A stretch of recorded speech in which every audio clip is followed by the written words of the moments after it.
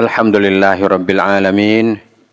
Wassalatu wassalamu ala nabiyyina Muhammadin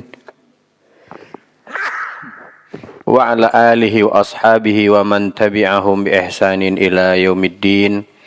Ashhadu an la ilaha illallah wahdahu la syarika lah. Wa ashhadu anna Muhammadan abduhu wa rasuluhu la nabiyya ba'dah. Ya ayyuhalladzina amanu taqullaha haqqa tuqatih wa la tamutunna illa wa antum muslimun. Jamaah yang dimuliakan Allah, alhamdulillah kita bersyukur kepada Allah Rabbul Alamin. Alhamdulillah kita masih diberi nikmat oleh Allah, di antaranya dengan menggunakan dua bibir dan lisan kita bisa mengucapkan alhamdulillah. Kita bisa berzikir mengingat Allah. Kita bisa berkomunikasi dengan yang lainnya. Kita bisa berkomunikasi dengan Allah Subhanahu wa taala di dalam salat kita. Ini adalah nikmat yang luar biasa yang Allah berikan kepada kita. Oleh sebab itu, dalam berkomunikasi ada adab-adabnya. Maka pembahasan kita malam ini dengan topik adab komunikasi. Seseorang bisa dinilai punya adab juga dilihat dari cara dia berkomunikasi. Sebaliknya, seseorang bisa dituduh tidak beradab juga melalui komunikasinya. Komunikasi itu ada dua. Komunikasi verbal, yakni ucapan dengan lisan kita, dengan menggerakkan bibir, lidah, dan mengeluarkan suara. Ada komunikasi non-verbal, yakni komunikasi dari bahasa tubuh kita. Ya, gerak-gerik sikap tubuh kita, itu komunikasi non-verbal. Kemampuan komunikasi adalah nikmat besar dari Allah. Allah karuniakan kepada setiap kita satu lidah dan dua bibir sebagai sarana utama dalam berkomunikasi. Sebagaimana firman Allah dalam surat Al-Balad, wa lisanau wa syafatain. Satu lidah dan dua bibir. Ini nikmat yang luar biasa, karunia yang luar biasa. Bahkan kelancaran dalam berkomunikasi tidak terlepas dari nikmat dan karunia yang Allah berikan kepada seseorang. Oleh sebab itu, manusia hendaklah menggunakan lisan dan kedua bibirnya untuk berzikir kepada Allah dan untuk berkata yang baik-baik saja. Dalam hadis Nabi SAW yang diriwayatkan oleh Abu Hurairah radhiyallahu anhu, Rasulullah sallallahu alaihi wasallam bersabda, "Man kana yu'minu billahi wal yaumil akhir falyakul khairan aw liyasmut." Siapa yang beriman kepada Allah dan hari akhir, hendaklah dia berkata yang baik atau dia diam.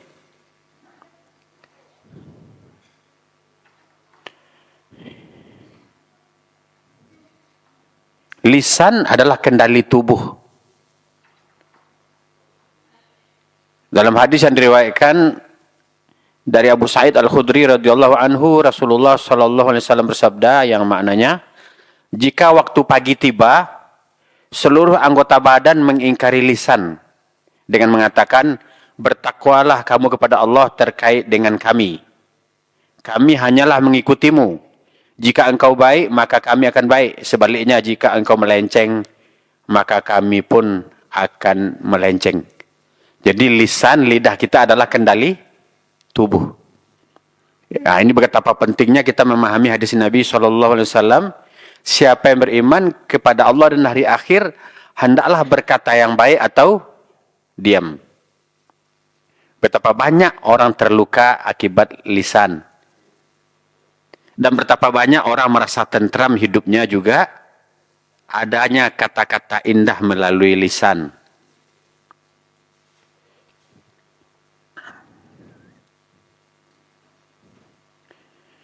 Hal ini sangat penting untuk diketahui oleh kita sebagai muslim agar kita pandai menjaga lisan. Agar hubungan sesama manusia tetap terjaga dengan baik. Jika tidak pandai menjaga lisan, maka seorang akan terperosok ke dalam banyak kesalahan. Seperti ghibah, fitnah, dan perbuatan tercela lainnya yang menyebabkan permusuhan antara sesama manusia. Dalam ajaran Islam, seorang hendaklah memikirkan manfaat dan mudarat sebelum mengatakan sesuatu. Hal ini agar dia tidak menyesal setelah dia mengucapkan kata-kata itu. Jadi memang begitu pentingnya kita mengendalikan lisan dan memikirkan sebelum mengatakan sesuatu. Dan juga jemaah yang dimuliakan Allah, tidak semua yang terlintas di pikiran kita kita ucapkan. Terkadang itu adalah bisikan syaitan. Kadang orang beralasan, aku kalau terpikir sesuatu, kalau tidak aku ungkapkan, sakit kepalaku. Itu syubhat syaitan itu, syubhat itu. Bagaimana kalau sesuatu itu perkataan yang menyakitkan orang lain? Menyinggung perasaan orang lain.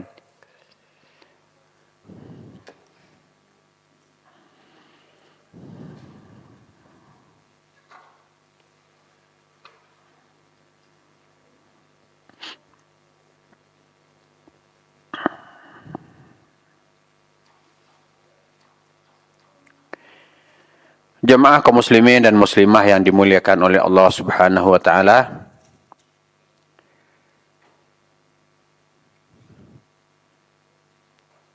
Islam adalah agama yang mulia, agama yang mengedepankan akhlak. Bahkan Nabi diutus untuk menyempurnakan akhlak. Cara berbicara seseorang, gaya bicara seseorang juga tidak terlepas dari akhlak dia. Seseorang yang cara bicaranya baik merupakan gambaran dari akhlaknya yang baik. Sebaliknya seorang yang cara bicaranya buruk, kasar juga menggambarkan akhlaknya yang tidak baik. Di dalam psikologi Islam dikenal ada istilah komunikasi asersif. Yakni komunikasi yang lembut, komunikasi yang jelas, komunikasi yang jujur, komunikasi yang mudah dipahami, komunikasi yang tidak menyinggung orang lain.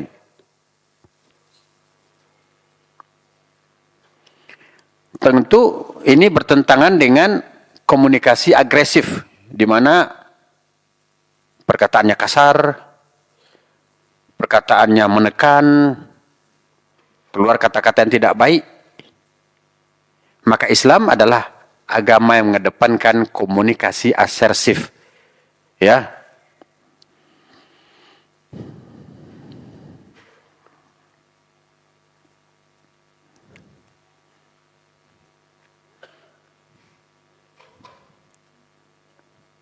Saya menekankan kepada diri saya sendiri dan kita semua.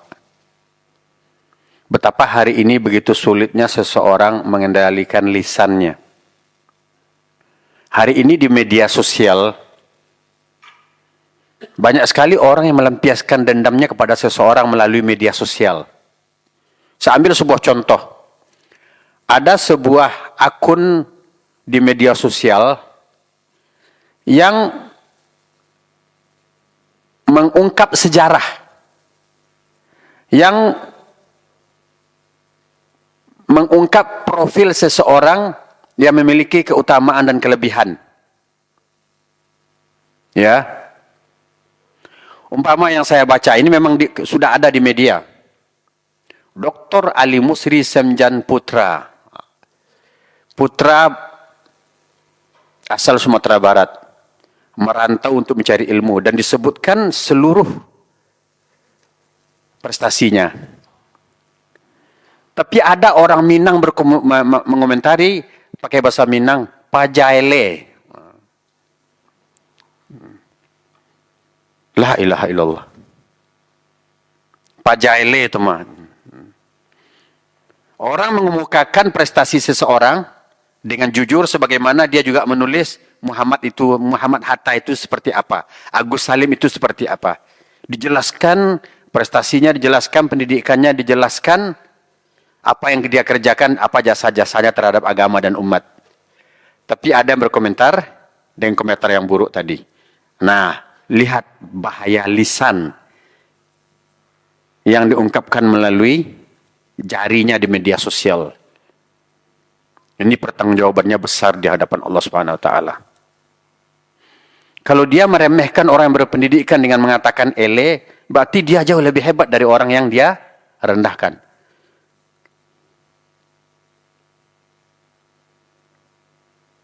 Jadi begitu pentingnya kita beradab dalam komunikasi.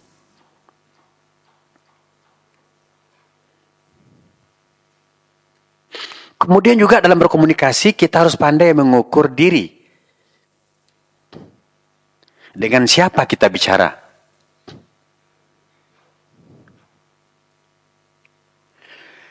Saya ingin menyampaikan terutama bagi para pendidik. Sebahagian anak didik dia lebih menyontoh dan meniru gurunya daripada orang tuanya. Maka hendaklah pendidik menerapkan komunikasi asersif kepada murid-muridnya. Di antaranya dengan cara menghargai. Ketika murid dikasih tugas, guru tahu ternyata tugasnya melenceng dari yang diarahkan oleh guru. Guru jangan sampai mengatakan, apa yang kamu buat ini? Bukan begini yang aku suruh. Itu bisa terpuruk mental murid. Dengan bahasa verbal kita, diikuti dengan bahasa non-verbal kita, mimik kita, gaya kita, air muka kita di hadapan murid. Oh, kamu sudah buat ya? Coba lihat, seperti apa yang kamu tulis? Seperti apa yang kamu kerjakan? Oh, tadi bapak atau tadi ibu sudah baca ini. Alhamdulillah kamu sudah kerjakan tugas. Tapi ada yang perlu diperbaiki. Ini sepertinya belum seperti yang bapak atau ibu arahkan. Nah, masih ada kesempatan, tolong dikerjakan lagi ya. Insya Allah anak tidak akan terpukul mentalnya. Tapi belum apa-apa sudah keluar kata-kata, apa ini yang kamu buat? Tambah lagi dengan belalaan mata, belalakkan matanya. Bahasa verbal dan non-verbal kasar, itu membuat anak mentalnya jatuh. Jadi tidak ada menghargai. Begitu juga kalau kita orang kantoran, kita atasan, kita menugaskan bawahan kita dengan suatu pekerjaan. Kita hargai dulu bahwa dia telah mengerjakan. Bagus ya, alhamdulillah sudah dilaksanakan, sudah dikerjakan. Tapi boleh ya, saya luruskan nanti kalau ada yang belum sesuai.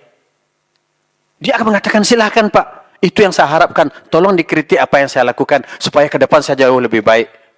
Hanya dengan kata-kata, ada penghargaan di awal. Coba nggak ada penghargaan. Lihat sekilas, oh ini salah ini. Ulang lagi. Nggak becus kerjaan kamu ini. Bisa hilang semua kemampuannya di kantor itu. Tambah sakit dia setelah itu. Tertekan dia secara mental. Lihat betapa pentingnya adab dalam berkomunikasi. Termasuk dalam menilai seseorang. Jadi jangan langsung direndahkan.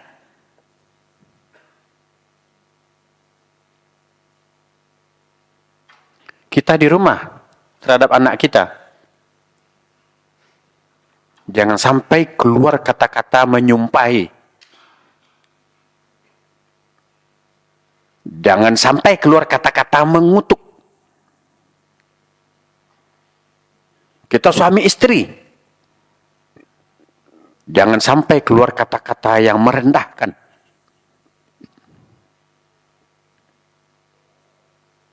Jangan sampai keluar kata-kata yang menghina, mencaci maki. Maka harus ada kata-kata yang mengandung penghargaan.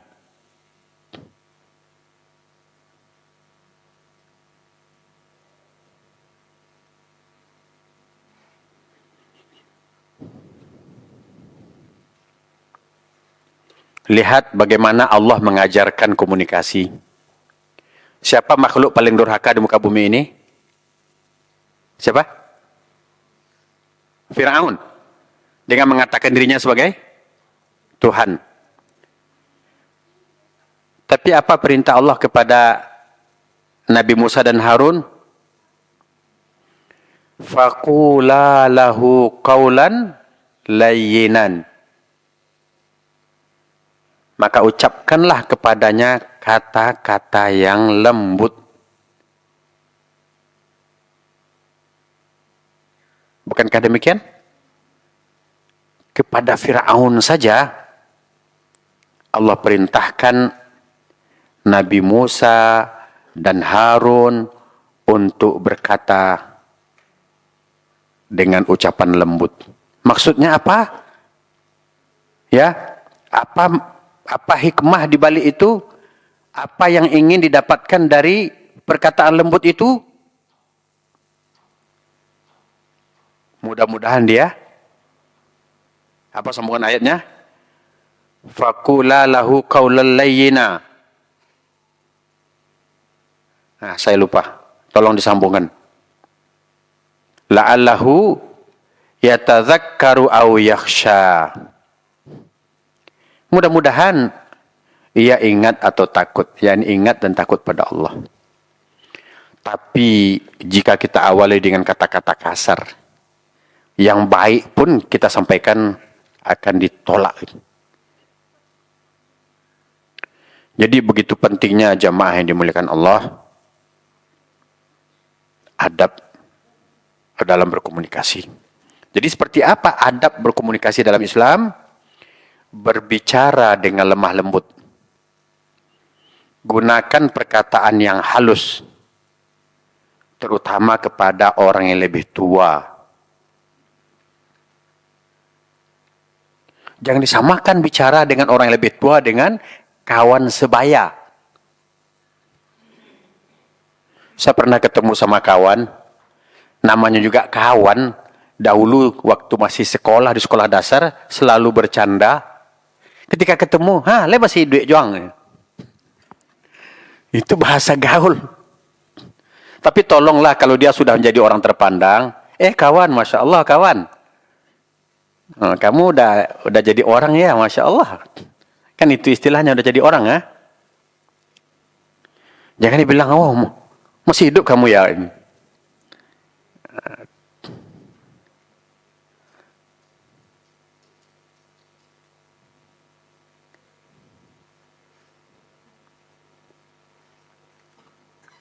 Qawlan layyina. Perkataan yang lembut. Kemudian qawlan sadida.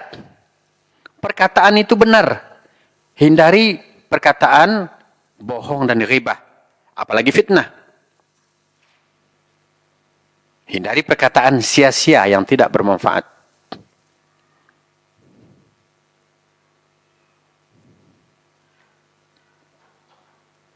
Ketika berbicara, hindari kata-kata yang menyinggung, menyakiti lawan bicara.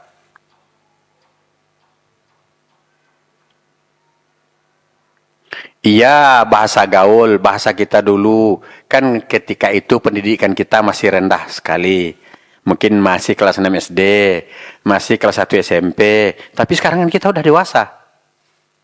Tentu bahasa kita tidak sama lagi dengan bahasa waktu pendidikan kita dulu masih rendah. Maka gunakan kata-kata yang sopan. Ya, alhamdulillah, udah lama nggak jumpa. Kayaknya kamu udah sukses nih, Masya Allah. Ya.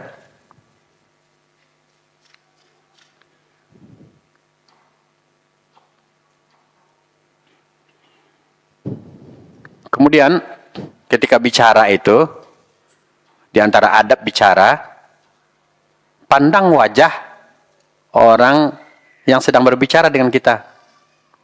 Jangan bicara tapi wajahnya ke arah lain.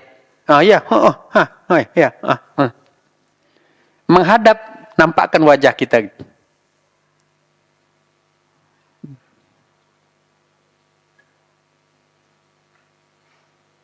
Termasuk ketika berbicara dengan lawan bicara kita, di antara adabnya, sekarang kita zaman setiap tangan ada HP. Jadi kalau kita sedang bicara dengan lawan bicara, kita harus kasih tahu, maaf ya kita bicara sambil ini saya jawab nih. Pas pula sedang kita bicara, ingat ada WA yang harus saya balas. Sebentar ya. Begitu caranya. Jadi jangan terus bicara kemudian kita gitu. Jadi adabnya menghadapkan wajah kita kepada lawan bicara. Sebagai bentuk menunjukkan rasa hormat dan penghargaan. Tentu juga sebagaimana yang telah kita singgung di awal tadi, hindari atau berpikir sebelum mengucapkan sesuatu, kalau sesuatu yang tidak kita yakini kebenarannya, jangan disampaikan karena bisa jadi ghibah, bisa jadi fitnah. Ternyata secara psikologi besar manfaatnya. Ya, bicara yang baik itu dapat meningkatkan hubungan sosial.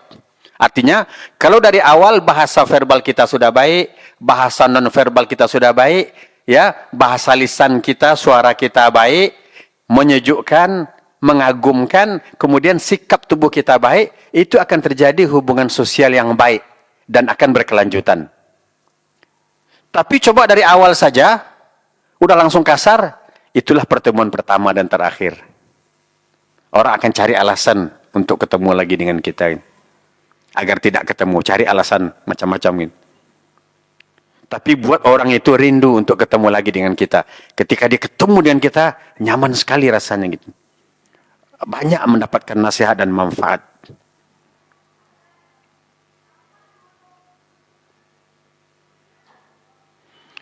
Ketika bahasa kita bagus, baik verbal atau non-verbal, itu membangun empati, membangun ketertarikan. Bahkan orang lain itu akan melihat, kalau dengan bapak itu, kalau dengan saudara itu, kok nyaman rasanya ya. Kita merasa di dunia ini tidak sendiri. Kita merasa bahwa kita di dunia bersaudara. Sehingga apa? Sehingga bagi orang tersebut, dia merasa dihargai dan didengarkan. Ya. Nah, ini terkadang ada keluhan. Keluhan ini disampaikan ke beberapa ustadz. Di antaranya, ya terjadi di kalangan jamaah pengajian. Mungkin ada orang yang ingin mencari kebenaran. Ya, dia ikut ngaji, ikut hadir di masjid, tapi merasa nggak punya kawan. Karena apa? Karena tidak diajak komunikasi oleh yang lain. Atau mungkin dipandang sebelah mata melalui bahasa non-verbal. Kayaknya orang baru nih. Hati-hati. Artinya apa? Mengedepankan curiga. Mengedepankan su'udzon. Ya mestinya merangkul. Alhamdulillah. Bertambah saudara kita. Jadi, dengan sikap kita, cara bicara kita, baik verbal, dengan bahasa kita baik verbal atau non-verbal, justru membuat orang tertarik. Kayaknya inilah tempat yang tepat bagiku nih. Kayaknya pengajian ini, majelis yang tepat bagiku. Ini yang selama ini aku cari.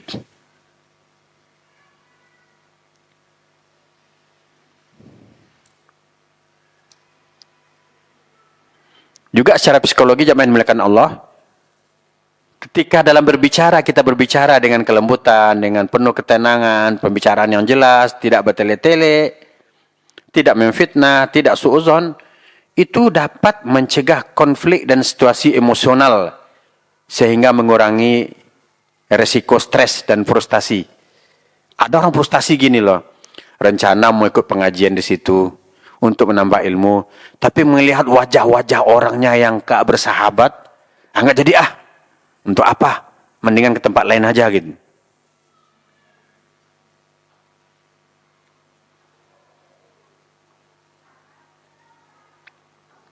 Kemudian yang dimuliakan Allah, secara psikologi juga, komunikasi itu dapat meningkatkan kualitas diri. Ketika bahasa kita, baik bahasa lisan maupun bahasa gerak tubuh kita, betul-betul, Masya Allah, sopan, lembut, menyejukkan, ya. Memang ada tempatnya kita harus tegas, ya. Tetapi nampak aura kelembutan, baik dari cara bicara, bahasa yang digunakan, gestur tubuhnya, maka orang akan mengatakan, kualitas diri kita itu bukan kita sendiri yang bilang, aku ini orang hebat loh, tidak. Kualitas diri kita itu dinilai oleh orang lain. oleh lawan bicara. Wah, ternyata orang ini Masya Allah. Saya selalu katakan, jangan buat orang takut sama kita. Kalau sendiri dia takut sama kita. Kalau berdua, nanti diajak lagi satu, bertiga, diajak orang sekampung. Tapi buatlah dia segan sama kita. Oh, kalau orang itu, Masya Allah, kita segan sama dia. Jangan macam-macam sama dia. Jadi kualitas diri kita dinilai oleh orang lain, diawali dari sikap-sikap kita. Dan diantaranya, sikap berkomunikasi kita.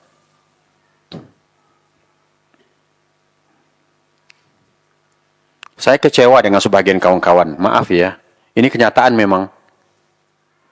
Udah tampilan wajahnya menurut orang menyeramkan. Diucapkan salam nggak dijawab. La salam wala kalam. Betul. Kita mau menengok wajahnya untuk mengucapkan salam, dia buang wajahnya. Nggak tahu saya kenapa seperti itu.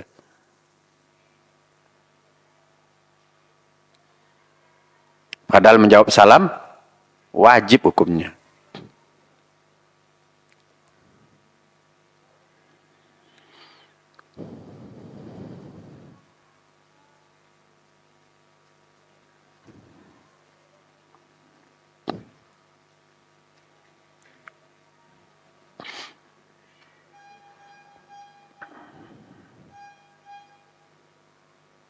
Kemudian jamaah yang dimuliakan Allah.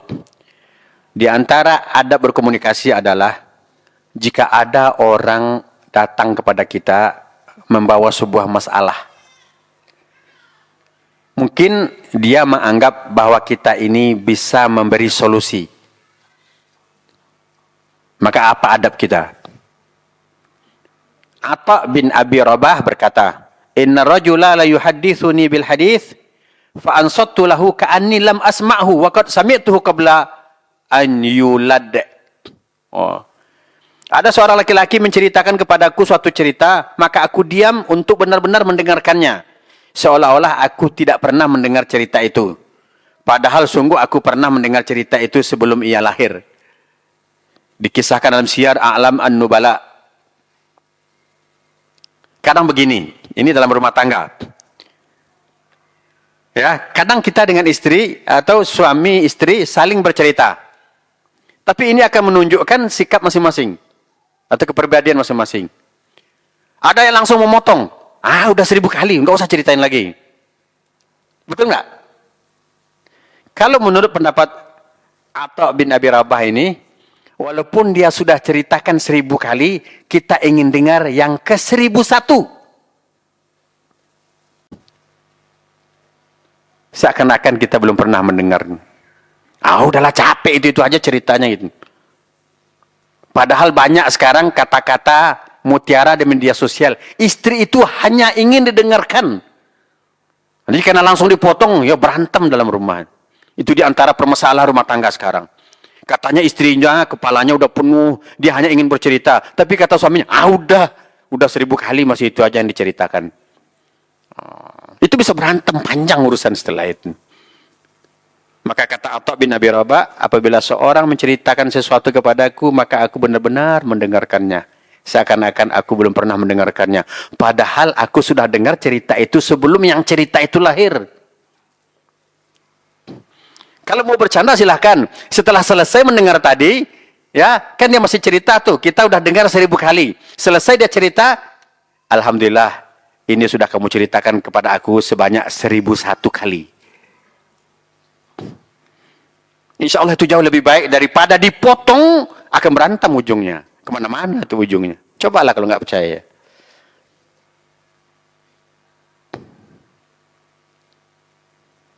Maka banyak rumah tangga berantakan.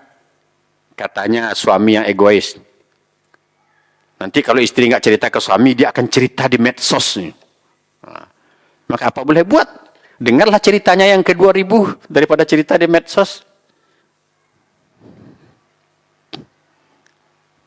Jadi di antara adab komunikasi itu, jika ada orang berbicara kepada kita, mungkin menyampaikan sesuatu, dengarkan. Kalau perlu ditawarin. Sudah selesai ceritanya? Silahkan disampaikan lagi sebelum saya beri tanggapan.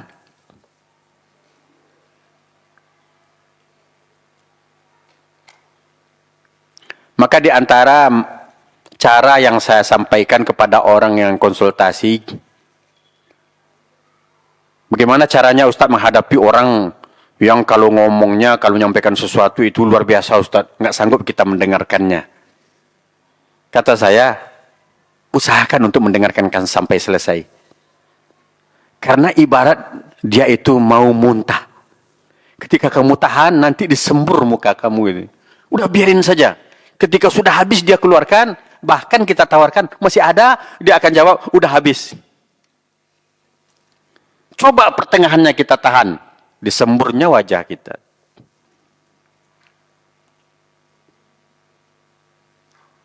Maka biasakan untuk mendengar. Ya, karena sudah ditunjukkan oleh salafuna, para pendahulu kita, bahwa mereka menampakkan adab dalam komunikasi dengan mendengarkan. Ibnu Abbas berkata, Inna Rasulullah sallallahu alaihi wasallam ittakhadha khataman falabisahu qala syaghalani hadza ankum mundhul yaum, ya,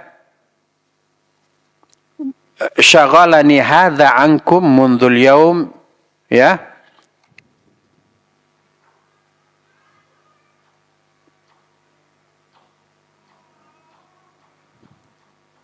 mundhul yaum ilaihi nadratun wa ilaikum nadratun thumma alqahu. Jadi bahwa Rasulullah Shallallahu Alaihi Wasallam beliau mempunyai sebuah cincin dan memakainya.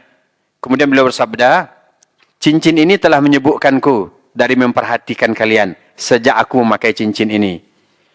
Maka sesaat aku memandangnya, sesaat aku melihat kalian.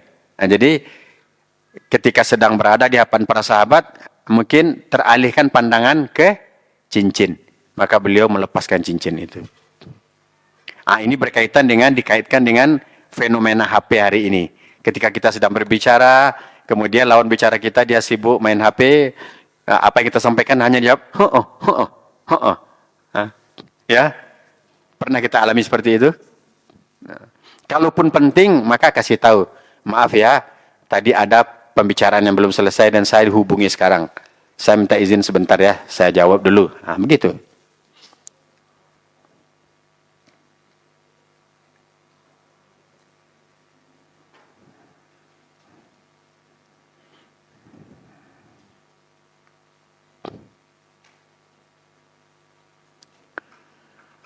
Jadi ketika kita berbicara, kita perhatikan lawan bicara kita.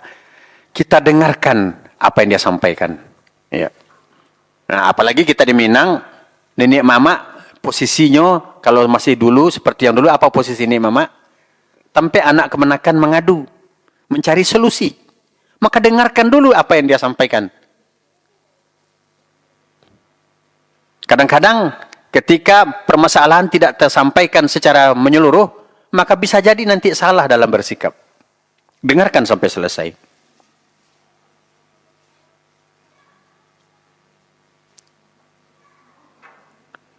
Kemudian juga dalam berbicara, sampaikanlah dengan perkataan yang mudah, yakni mudah dipahami. Kemudian lihat siapa lawan bicara kita. Kita baru kuliah semester 2. Pulang kampung bicara sama orang tua kita yang menurut pengakuan beliau, aku nggak pernah sekolah. Kemudian, Mak, ini dalam perspektif Islam, Mak, bukan begini caranya, Mak. Kata maknya. Apa tadi? Dengan orang tua yang tidak sekolah, dia bicara perspektif. Ini kontradiksi dengan apa yang aku dapatkan di kuliah, maknya. Kata orang tua. Pakai saja bahasa yang mudah dipahami. Ya, termasuk juga para mubalik ini, para duat. Ketika kita berdakwah ke pelosok, pakailah bahasa yang mudah. Kalau perlu, pelajari sedikit bahasa orang kampung itu. Joleh, mak. Ya, kadang-kadang orang kampung itu jelas joleh, kan? Joleh ada jamaah. Ada obeda, ada ustadznya. Ya, apa salahnya sedikit pelajari bahasa mereka? Supaya penyampaian kita mudah. Jadi, gunakan bahasa yang mudah dipahami. Jangan bertele-tele, jangan berbelit-belit. Jangan berkata yang dibuat-buat. Kadang sekarang sebagian penceramah asalkan mengenakkan pendengaran jamaah, maka dibuatlah cerita-cerita yang bukan-bukan gitu ya. Asalkan lucu. Padahal kita diperintahkan qaulan sadida, perkataan yang benar dan jujur. Kalaupun dia lucu, benar. Nah, ini dulu saya menganggap ini perkataan benar ini. Ini hanya karena berbeda logat. Dulu saya punya kawan mahasiswa dan ketika itu beliau mahasiswa dan saya masih siswa. Di kampung Ambo kejadian Ustadz. Ya, jadi ada Ustadz atau ada Buya yang bahasanya beda dengan bahasa kami. Beliau habis mengunjungi kami, beliau mau pulang. Kalau menurut saya ini cerita asli, karena memang sesuai dengan apa yang beliau ceritakan. Jadi kalau kami kan banyak punya kolam. Tapi bagi daerah lain, ya, kolam tuh gelap. Hati-hati Buya, di Mungko ada kolam. Dijawab oleh Buya, kolam-kolam ketek dapat ada. Ketika baru melangkah, tak cabut masuk kolam. Tobek rupanya. Nah, jadi perlu kita mempelajari sedikit bahasa ketika kita berdakwah ke kampung-kampung, pelajari bahasanya supaya mudah untuk penyampaian dan penerimaan. Kalau tak balik jalan kaki kan kolam nih. Awak lembok senter Ustadznya. Lai kolam seketeknya gitu. Nah, supaya tidak salah paham, maka gunakan bahasa yang mudah dipahami.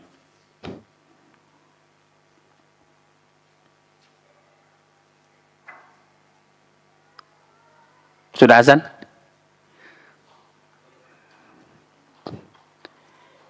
InsyaAllah kita lanjutkan setelah azan dan insyaAllah pembahasannya semakin menarik. Wassalamualaikum warahmatullahi wabarakatuh. Assalamualaikum warahmatullahi wabarakatuh. Alhamdulillah wassalatu wassalamu ala rasulillah wa ala alihi wa sahbihi wa mawalah amma ba'du. Kita teruskan. Di bagian awal kita sudah membahas beberapa adab komunikasi, termasuk adab komunikasi dalam Islam maupun secara psikologi. Mari kita lihat bagaimana panutan kita Rasulullah Sallallahu Alaihi Wasallam, bagaimana akhlak beliau dalam hal ini, akhlak beliau dalam berkomunikasi. Ada seorang sahabat yang cukup lama bersama Nabi Shallallahu Alaihi Wasallam, ya, dan menjadi pembantu Rasulullah. Ada yang tahu siapa beliau? Anas bin Malik. Anas bin Malik menyaksikan seperti apa akhlak Rasulullah Sallallahu Alaihi Wasallam.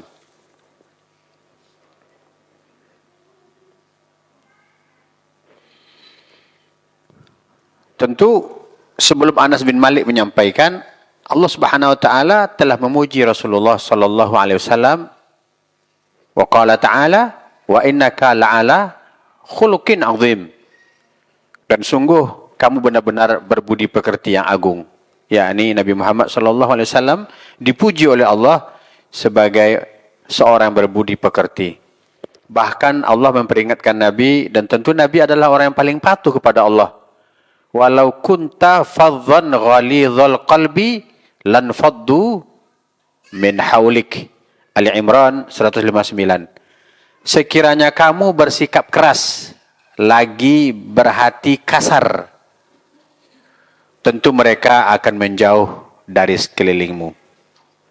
Jadi Nabi telah digembleng, telah dididik oleh Allah Subhanahu Wa Taala menjadi seorang contoh tauladan dalam kelembutan, dalam bersikap dan berbicara.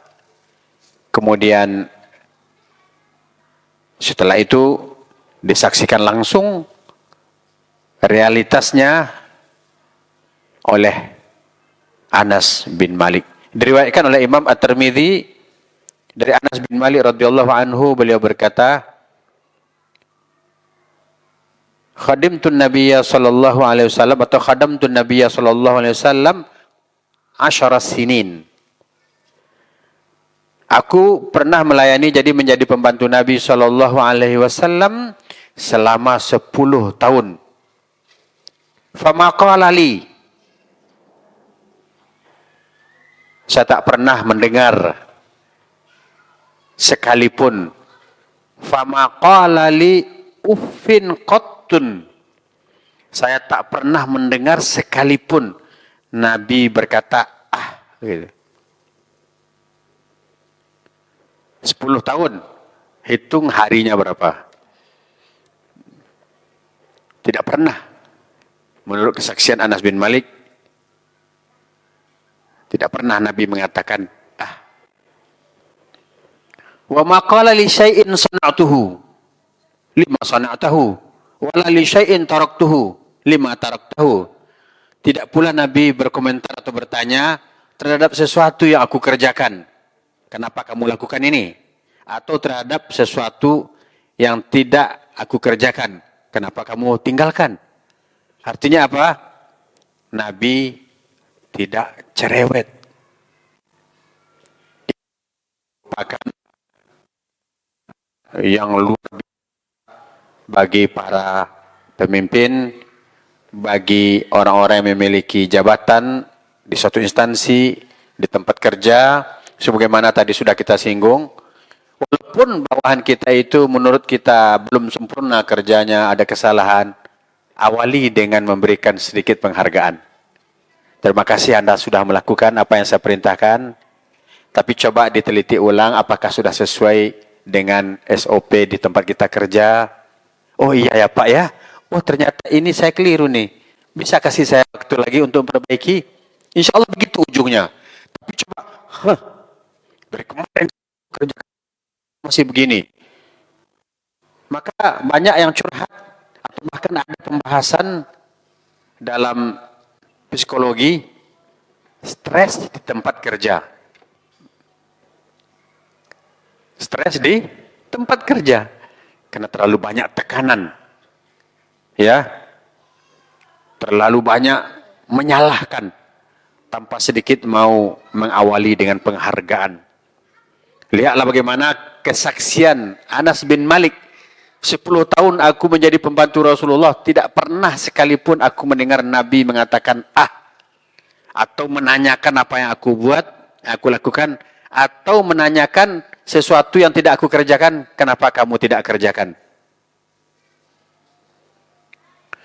Jadi kita berkatalah, bersikaplah yang baik-baik. Iya memang atasan dia memiliki tanggung jawab, tapi di sini perlu ada adab yang harus kita terapkan dalam berkomunikasi, agar bawahan kita, orang yang bersama kita tidak stres, agar dia bisa mengerjakan tugasnya dengan sempurna.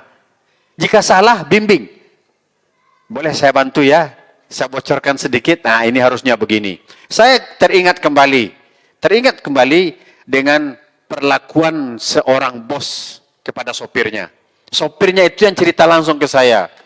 Pak Ustadz, saya bercita-cita untuk tidak pindah kerja ke tempat lain. Kenapa? Saya kerja di sini seperti tidak bekerja bersama bos. Kenapa? Beliau selalu berkata, Mas, bisa saya minta tolong? Nanti kita jam sekian akan pergi.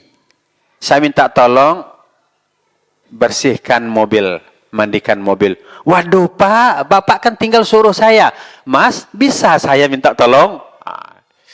Jadi artinya si Mas ini mengatakan, si Mas sopir ini, nggak usah lagi itu cara ngomongnya, suruh aja lah, aku ini kan sopirnya Bapak. Bapak bos, aku kan anak buah, tinggal perintahkan aja. Tapi sama Bapak diulang lagi, Mas bisa saya minta tolong? Ini benar-benar diceritakan ke saya dan menjadi bahan, termasuk sehari ini saya sampaikan. Sampai-sampai beliau mengatakan, saya tidak akan pindah kerja dari sini Pak Ustadz. Saya di sini merasa benar-benar dihargai.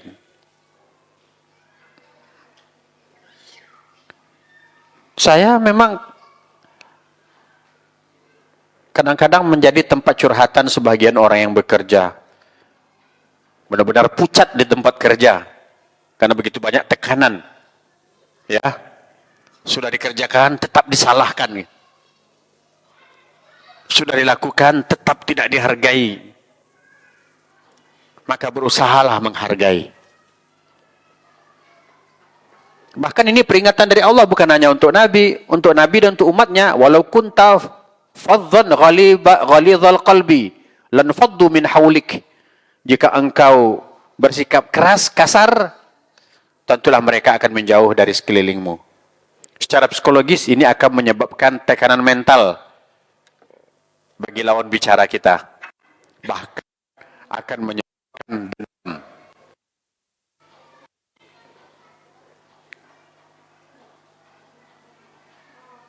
Maka ada suatu kasus yang saya diminta untuk sedikit memberikan terapi.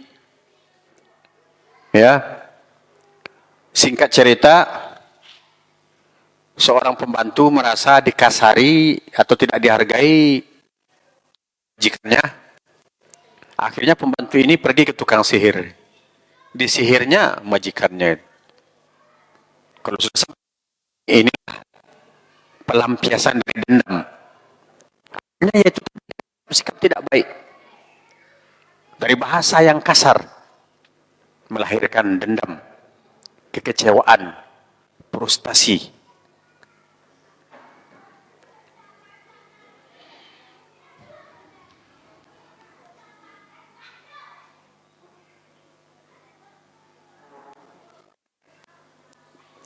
Kemudian juga jemaah yang dimuliakan Allah, termasuk ada berkomunikasi, jangan dengan kita.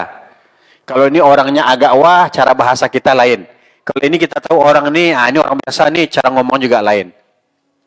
Artinya dalam kesopanan bicara sopan kepada siapapun. Mungkin yang kita bedakan adalah gaya bahasanya. Mungkin sesama mahasiswa, bahasa mahasiswa dengan dosen yang memang bahasa kuliah. Tuliskan ini menurut perspektif kamu. Memang itu bahasanya bahasa kuliah. Tapi dalam sopan, kepada kita sopan. Jangan kita beda-bedakan.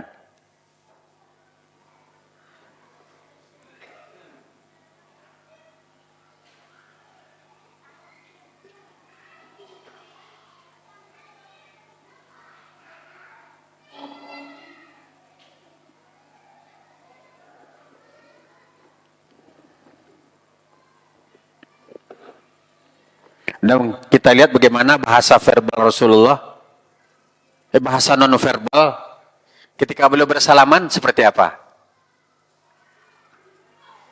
Bukan beliau yang melepaskan dulu tangannya, tapi sahabat yang bersalaman dengan beliau yang lebih dahulu melepaskan tangannya. Lihat bahasa non-verbal, ya, bersalaman dengan akrab.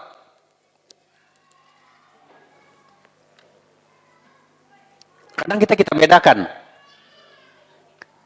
Ya, bisa jadi orang benar-benar mengagumi kita melalui video-video yang mereka lihat, melalui pendengar mereka mendengar si fulan begitu. Tapi ketika ketemu langsung, salaman di ujung jari aja dikit udah ditarik jarinya gitu. Kayak orang memang nggak dikenal, memang belum kenal. Salamannya ujung jari aja dikit, ditarik cepat tangannya. Jadi perlakukan sama, ya. Salaman kita lama, dan gimana cara bersalaman nampak akrab sekali gitu.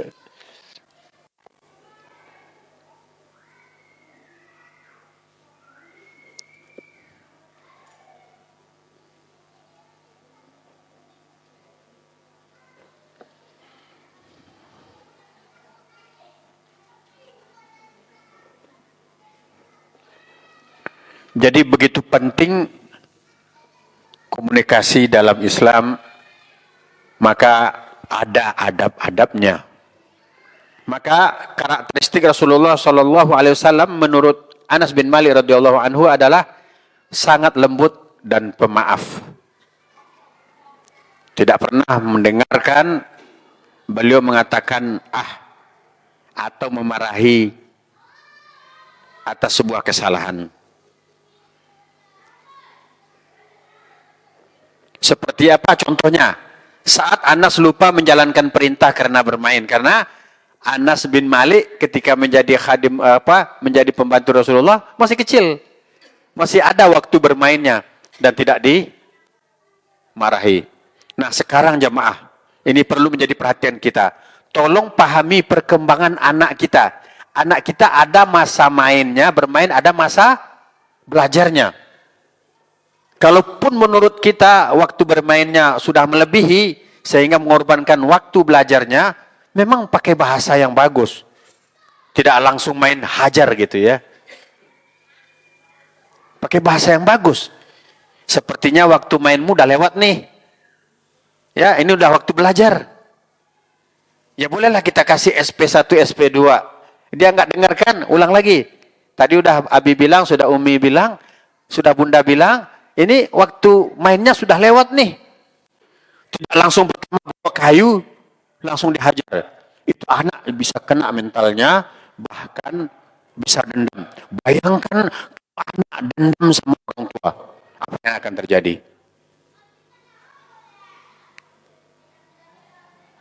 Maka dalam Islam, buatlah anak kita itu menyayangi kita, walaupun kita sudah tua akan dia urus. Saya pernah membaca sebuah berita di suatu negara, anak-anak itu sudah peduli dengan orang tuanya ketika dia menganggap dirinya sudah memiliki kemampuan. Bertahun-tahun nggak pulang. Ketika dia pulang, dia melihat semacam lukisan telungkup di lantai, menandakan bahwa orang tuanya sudah mati dan membusuk.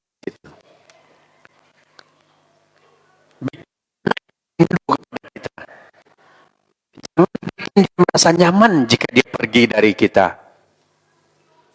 Kadang-kadang itu karena bahasa kita, baik bahasa verbal ataupun bahasa non-verbal.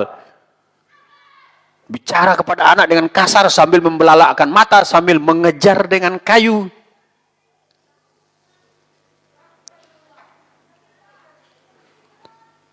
Dalam pembahasan psikologi, gen dulu-dulu itu di masa bapak kita memang beda dengan masa sekarang. Kalau masa dulu miring mata orang tua kita, anak udah paham.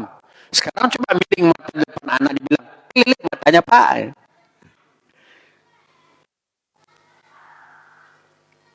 Emang sakit mata ya? Kok juling matanya padahal kita marah? Maka untuk anak sekarang nggak bisa diterapkan seperti itu.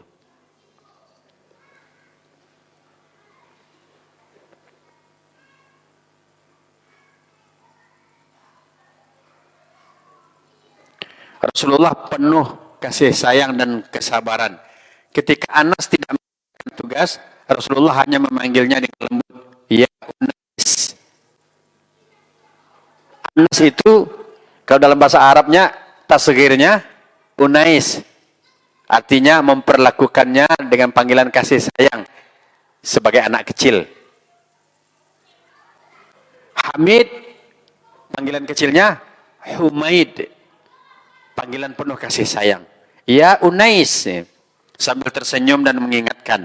Nah ini yang perlu kita dan kita praktekkan.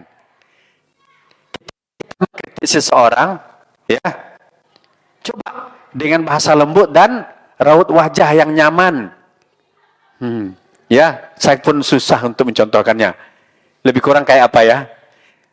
Ya, mungkin lebih kurang, oh, alhamdulillah sudah dikerjakan. Nah, tapi coba teliti lagi ya. Ya mungkin masih ada yang kurang, mungkin belum sempurna. Nanti kalau sudah sampaikan lagi ke bapak ya, ke ustadz ya, kalau kita guru di sekolah.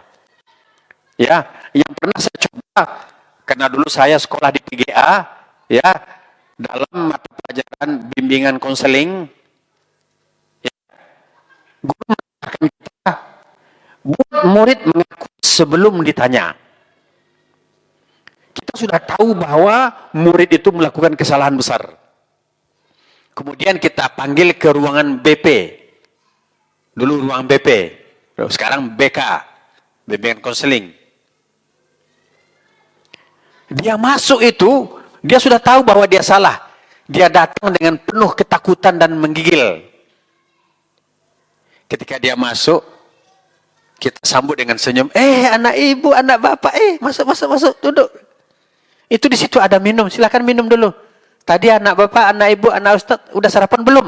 Kok pucat kali kayak belum sarapan? Padahal pucatnya bukan karena belum sarapan. Karena takut mau diinterogasi. Tapi karena kita menampakkan kasih sayang, menampakkan kelembutan, kita sambut dengan senyum. Begitu cara memperbaiki karakter anak. Maka belum kita tanya, dia jawab, sebetulnya kemarin itu Pak, memang aku yang salah Pak. Saya pernah coba dan berhasil. Kan kita ada prakteknya ke sekolah tuh. Sebenarnya memang aku Pak, tapi karena aku gengsi, aku bilang nggak ada gitu. Ya udah, nggak perlu kita tanya, dia akan menjawab sendiri gitu. Tapi coba, ya, pas dia masuk, anak udah pucat masuk rumah kita, ini kamu bilangnya kan, bener kan, ngapain kamu begini? Kamu nggak mikir kita. Itu bisa mencret anak dalam kelas. Rasulullah tidak marah kepada Anas bin Malik, tapi memanggilnya ya Unais sambil tersenyum.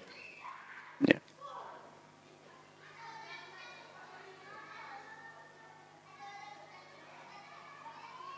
Rasulullah mendidik Anas dengan nasihat dan petunjuk.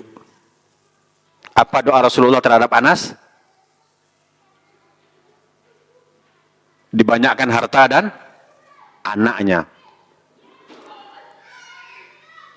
Karena itulah kekayaan dunia.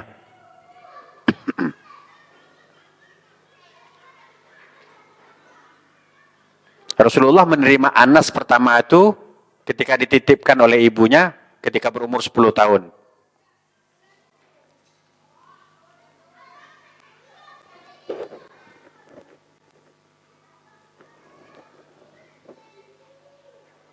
Kemudian Nabi tidak membedakan status.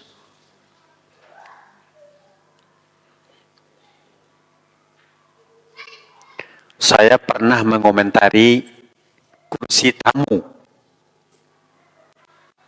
di rumah seseorang. Dan mengomentarinya, alhamdulillah, walaupun ketika itu belum belajar, tapi berusaha agar yang punya rumah tidak tersinggung. Jadi gini, yang betul-betul di kursi tamu, di ruangan tamu, itu kursi yang udah lapuk, Pak. Ya, kalau ada kursi baru, kursi usang ditaruh di ruang tamu. Agak masuk ke dalam dikit, agak ke ruang tengah, baru kursi mewahnya. Terus saya tanya, ini kok beda? Nah, ini kalau pakaiannya kotor, dia pulang dari kebun, suruh duduk sini. Kalau yang di dalam itu untuk tamu-tamu terhormat, tamu-tamu besar gitu. Kursinya empuk. Oh, berarti dibedakan ya? Berarti sekaligus yang depan itu untuk orang terhormat, yang ini untuk orang-orang ya mungkin kurang terhormat. Iya katanya, memang iya. Nah, terkadang di sebahagian rumah seperti itu. Nah, yang betulnya, coba orang yang mungkin belum pernah merasakan duduk di kursi empuk itu, suruh dia duduk di situ. Maka di situ muncul harga diri kita. Ternyata Bapak ini luar biasa. Ternyata dia tidak sombong. Ternyata dia tidak angkuh. Akan timbul anggapan itu di tengah masyarakat. Akan tersebar kemana-mana. Jati diri kita dinilai oleh orang lain, bukan oleh kita sendiri. Kamu nggak tahu siapa saya? Nggak bisa. Akan balik tanya, emangnya Bapak siapa? Kalau sama besar, emangnya kamu siapa? Biarkan dari sikap kita, oh ternyata orang itu begitu ya, Masya Allah, mulia sekali akhlaknya. Walaupun itu dalam bahasa batinnya, dalam hatinya, tidak dia ungkapkan. Tapi dia menaruh kekaguman. Lihat bagaimana Anas bin Malik benar-benar kagum dengan akhlak dan sikap Rasulullah. Ketika itu kalau bahasa frontalnya hari ini adalah antara majikan dengan pembantu. Tapi Nabi menyayangi dan memuliakan Anas bin Malik radhiyallahu taala anhu. Maka apa dampak positifnya? Kedekatannya dengan Rasulullah membentuk Anas menjadi pribadi yang berakhlak mulia, setia dan taat. Kemudian beliau menjadi saksi sejarah.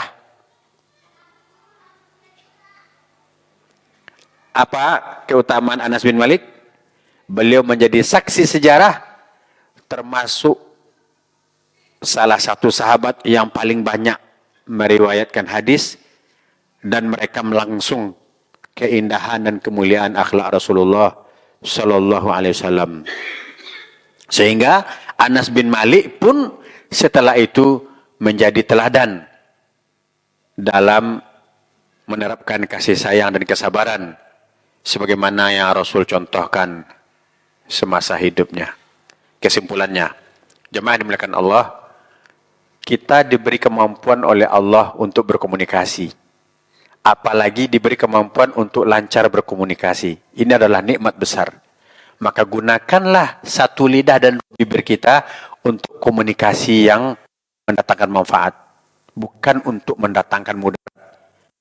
Gunakanlah lidah dan bibir kita komunikasi yang akan memuliakan kita, atau bahkan sebaliknya tidak pandai mengendalikan lisan dan dua bibir sehingga orang mencatat kita dalam filenya sebagai orang yang tidak berbudi pekerti. Sampaikanlah yang baik sehingga terjalin ukhuwah Islamiyah. Orang semakin dekat dengan akrab dengan kita. Jaga kata-kata, jangan sampai ucapan pertama menjadi ucapan terakhir bersama lawan bicara. Dengarkan keluhan orang lain, jangan potong pembicaraannya, karena bisa jadi dia akan mendapatkan solusi melalui kita. Terutama bagi suami istri, jika istri mengeluhkan sesuatu, jika suami menyampaikan sesuatu, dengarkan sampai selesai. Itu jauh lebih baik ketimbang langsung dipotong, akibatnya buruk, bisa berantakan itu rumah. Ya, anak-anak, ucapkanlah kata-kata yang baik. Sebab saya juga belajar dalam psikologi, ternyata akan ada warisan. Kenapa kamu kasar sama anakmu? Dulu aku juga digituin sama mak aku. Jangan wariskan perilaku buruk pada anak kita. Ya, dia akan jawab dengan mudah. Aku kasar begini karena makku dulu juga kasar padaku. Maka berlemah lembutlah kepada anak. Nanti anak kita akan melemah lembut pula kepada keturunannya. Demikian. Subhanakallahumma bihamdika. Asyhadu an la ilaha illa anta astaghfiruka wa atubu ilaik. Walhamdulillahi rabbil alamin. Wassalamualaikum warahmatullahi wabarakatuh.